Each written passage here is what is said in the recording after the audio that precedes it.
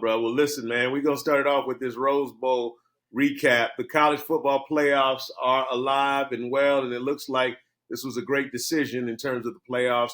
The number 8 Buckeyes, they did their thing in the Rose Bowl, and they dominated. They absolutely dominated number 1 Oregon with a 41-21 victory.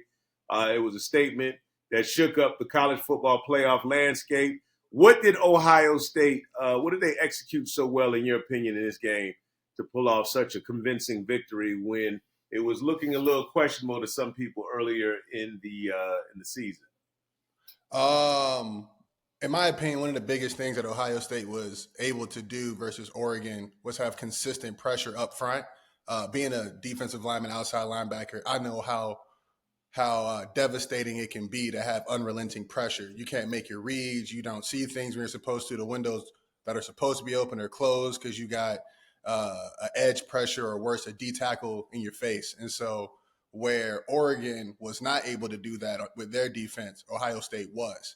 They missed all their important windows, and anyone who's ever played football knows that when an offensive coordinator is behind his play calling sheet, it's not a good day. And so, they were able to thrive in that. And now, to Oregon's credit, they were able to make some plays off script, which is more of a testament to the quarterback and their resourcefulness. Yeah. At the end of the day, that resourcefulness only took them so far in Ohio State's unrelenting pressure. And Jeremiah Smith, they had no answer for. Yeah, it felt like it took Oregon a little while. They didn't look like the dominant team that they typically, something just seemed to be off for them. Clearly it was, and they just couldn't get a good rhythm going, right? What do you think Oregon was lacking, when it came to this game, this particular game? You had to, in my opinion, I think is what every offensive coordinator needs to do. As you come up, it's on the defense to try to stop their offense, which is tough. There's a lot of weapons to worry about. But as an offense, what I would need to do is I need to stay and get points on the board. And the best way I'm going to do that, I'm going to find your 2 to 3 weakest links and put them in an impasse. If he's a D lineman, read option. If he's a D tackle, trap.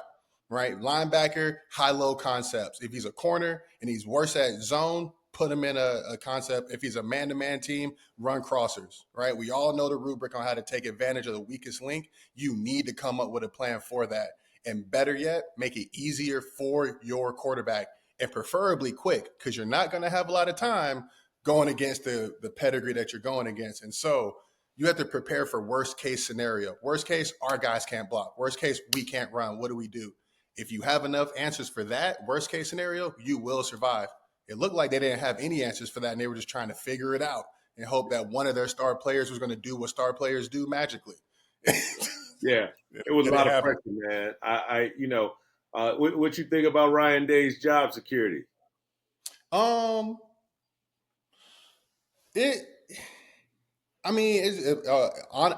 the way the world works and the people, if you can sell it and the next generation buys it, they buy it. And so a bit of accountability and transparency is going to help keep the fire off of you.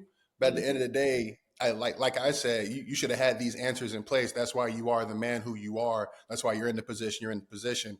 So to come up, it's about hearing what he has to say in response to it. If there's accountability, if there's insight in it, then he's cool. If there's not finger pointing, all that stuff, hey, bro, get out. We got too much at stake here. We have a pedigree. We have a legacy. We have a standard and an expectation of excellence. And finger pointing and not taking accountability is not going to help. So he's at that point. It's very much how he handles the next step. Yeah. Well, the next step, Stephen, looks like it's the Cotton Bowl against Texas, which looks like it's going to be a very formidable opponent on January 10th. What adjustments do you see O-State having to make, to win that type of game? You have shown one of your best weapons and of course, a strong run game up to this point. You can choose to highlight it and keep going with a heavy dose of 4. And then once you get them discombobulated, hit them with a strong run game to stretch out the clock and eat it out. But your opponent should be prepared for that. And so, what's the next evolution? What's the next twist? A lot of play action pass, misdirection. You use them as eye candy. And so I think that would be, in my opinion, the next step